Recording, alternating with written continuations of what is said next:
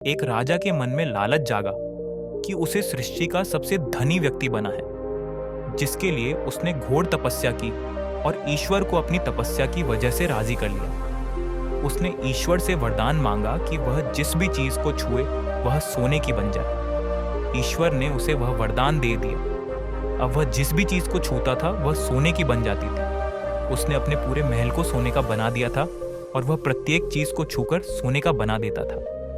परंतु जब उसे भूख लगी तब उसने भोजन करने का प्रयास किया, परंतु वह भोजन भी सोने का बन गया और सख्त हो गया, जिस कारण वह भोजन नहीं कर पाया। राजा की बेटी अपने पिता की शक्ति से अनजान थी, इसलिए वह अपने पिता के पास आशीर्वाद लेने के लिए चरणों को छूने के लिए आई।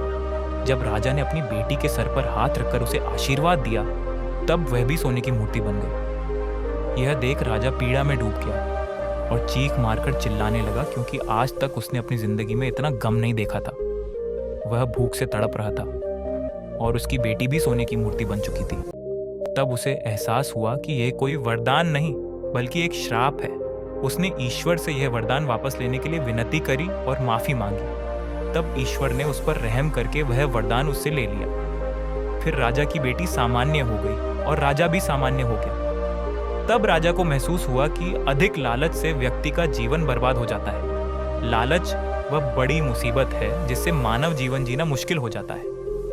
कहानी से सीख यह हमें सिखाती है, ज्यादा लालच विनाश का कारण बनता है। लालच के कारण इंसान सुख, शांति और अपने प्रियजनों को खो सकता है। सच्ची खुशी ज्यादा धन में नहीं बल्कि संतोष और प्रेम में है। लालच को त्याग कर ही जीवन में सच्चा सुख प्राप्त किया जा सकता है।